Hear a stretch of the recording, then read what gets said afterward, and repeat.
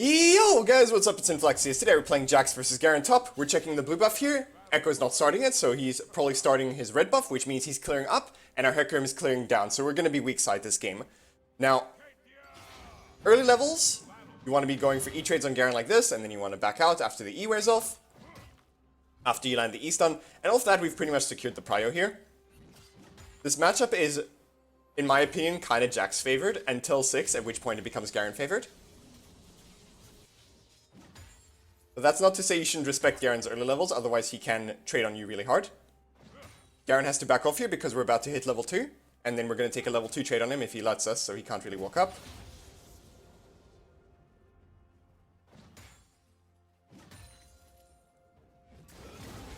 I jump onto the Garen here, we force the W, so now I'm just going to back out. His W has a longer cooldown than our E, so if he walks up while his W is on cooldown and our E comes up, then we can go for a strong trade on him. We walk away here to kite his E out, and then when his E wears off, we jump on him here with the E. And we make sure our E hits a bunch of the minions as well as Garen so that we can get the help shoving this wave in here. Because we have to get this wave in here, otherwise the wave is going to freeze in front of Garen's tower. And then with our jungler bot side and their jungler top side, it's going to be a really awkward situation for us. So now we crash the wave, and since I'm pretty good on resources, I want to go see if I can mess with Echo, since we know he's clearing upwards. So I'm just beating on the Echo here. We dodge out his W, and now I'm just going to walk away because we don't know where mid is. And we saw Garen move down. Now this is good for us because Garen leaving the wave there, it's pushing towards us. So he's going to be losing minions every second he's helping the Echo there. We had to back out because I was pretty sure that Garen was covering the Echo there. So I don't want to waste more time than I need to, right? So basically that play there was maybe to kill the Echo, but also we get to kind of zone Garen off minions in a way there, right? Because he had to come help his jungler. Now this wave is too big, we can't contest the Garen. It's just way too massive. Garen tries to recall in our face here, so I'm just going to go mess with him a bit. Release the stun, walk away. And now he starts recalling again. Now this is super weird, right? I don't want to lose the cannon here. But I was not expecting him to actually finish his recall. He should never be able to recall in my face like that. Like, that's a huge mistake by me. You always want to stop recalls if you can, right? Assuming it's not too costly. Assuming you don't lose a bunch of minions for it or something, right? So I have a level lead here, so I'm just messing with the Garen here. He uses his W, so I'm just going to back out. And he just ease into us here. So I'm actually going to pop my Ghost and try to run him down the lane here. Just walk with him, lethal tempo, keep beating on him. Now, I think I could have killed him there if I held my W and auto-attacked instead of using my W, and then Q auto-W'd onto him under tower. And I wouldn't have killed him, but I would have forced his flash, right? So I misplayed that a bit, and that might have cost the kill. But it's fine, we've got a free setup here now, which is really nice. We can deny Garen some minions here.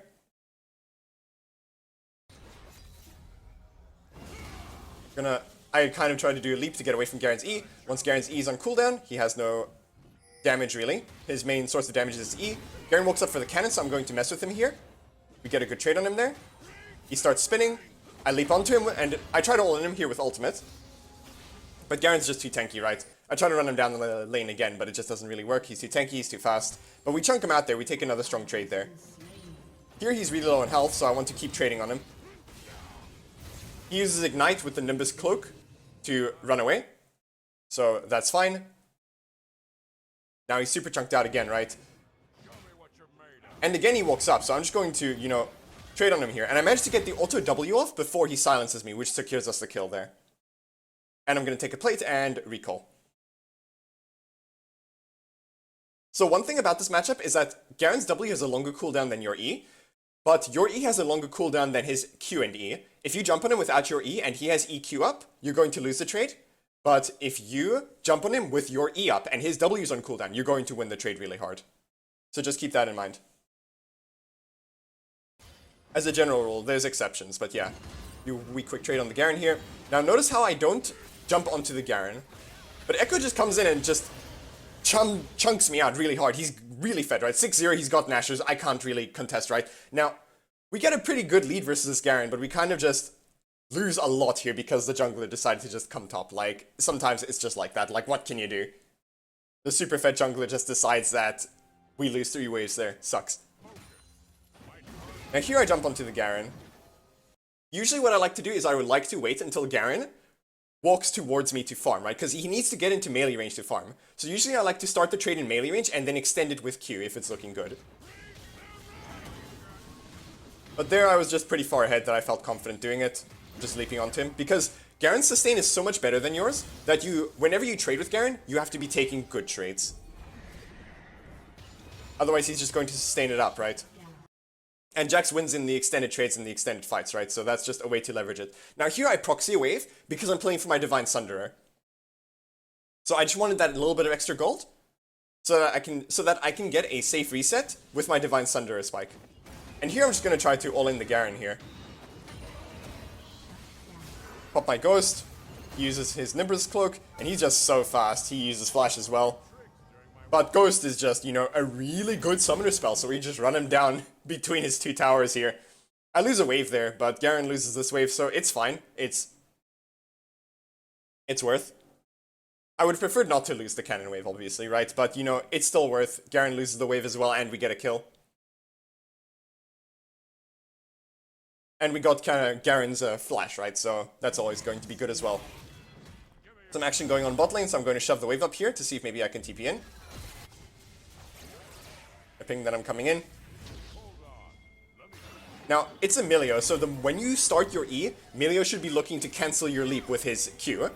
What I should have done was leap onto the Milio without using my E, to force his Q, and then I look to jump on him with E after. But there's not much to say there. Cassidy comes down, cuts them off, and then just kills them with me. So we get those kills there. Ahri comes in, and I'm positioning incorrectly here. I should be walking up to be standing between the Ahri and the Senna more effectively, more firmly, so that the Senna doesn't just die there. We try to collapse into the Ahri here. I missed my stun there, by the way, because my leap got cancelled by Ahri's charm. That's one thing you have to watch out for when you're playing as Jax versus Ahri, is that her charm cancels your leap if it hits you, right? So she can just throw it at you, and if you get caught mid-leap, your leap just stops, and then it really, really sucks. So we're just going to come top here, shove this wave. We had to come top here to catch the wave. And now we're just shoving the wave up here, securing Prio. Now, Garen's trading with me here, and I can mess him up on this trade really hard, but I don't actually want this trade, because any damage I do to him, because I can't kill him, he's just going to sustain up, right? Whereas I don't have sustain. I go down here to get the scuttle, but Echo's coming to mess with me, and that's a super fed Echo. I don't want any of this, right? Now, I should pop Ghost here, but I was not expecting Echo to be able to stay on me and just run me down, right? I underestimate Echo's mobility. That's my bad. But Hecarim comes in from the flank, gets the Milio, which is really good. Echo has no ultimate, and our team's collapsing really hard here, so that's really good. So you know what? Calculated bait, that's what it was for sure, right? I baited their team, guys. I baited their team. Terfine lands the root there. Hecarim kicks the Garen back into our team, and good stuff.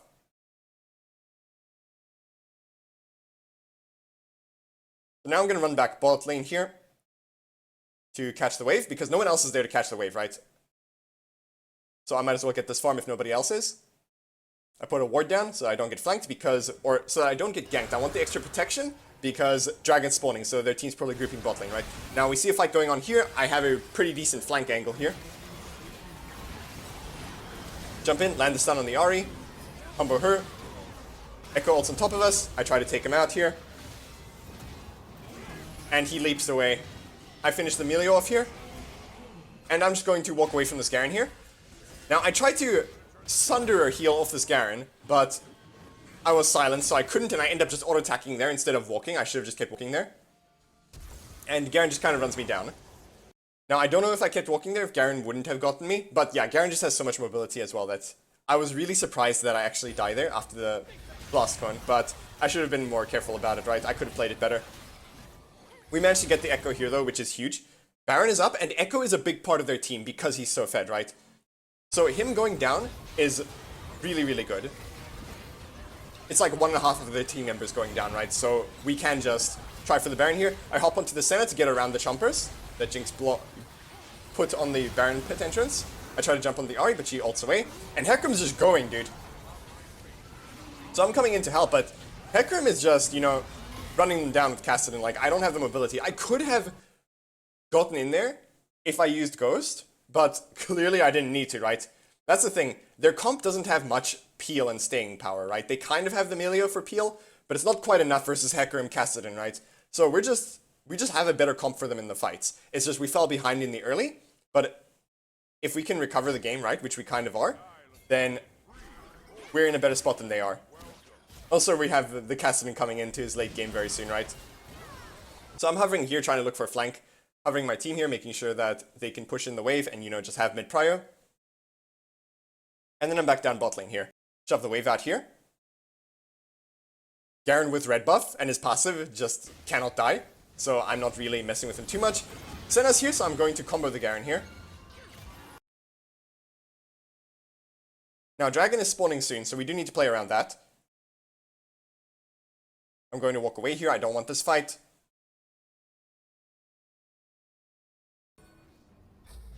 Now, I'm going to loop around here to get a strong flank with this Kassadin.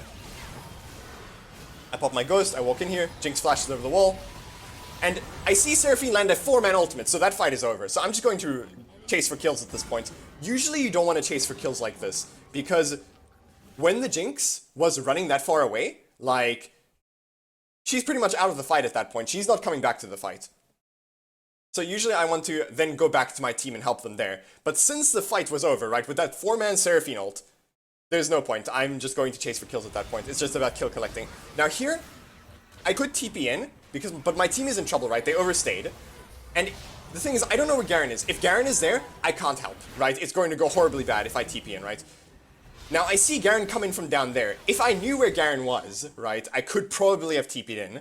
But I wasn't sure, right? And if Garen was in the right position, where he should have been there, it would have gone horribly wrong if I TP'd, so I didn't. I tried to leap onto the R here. Here, I could have killed her if I used my ultimate and comboed properly.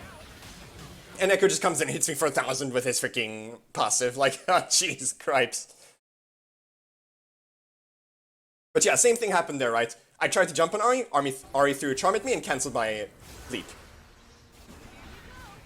So they have 2 leap cancels on their team. It's not the best comp for Jax. They have really good disengage. But we see a fight going on here. Now I'm going to TP here, right? Because I really want these kills, because these kills, if we can get them, it means Baron, right? This is super important. These kills are super valuable if we get them. Not for the sake of the kills for themselves, but because of what they mean if we get them, which is Baron.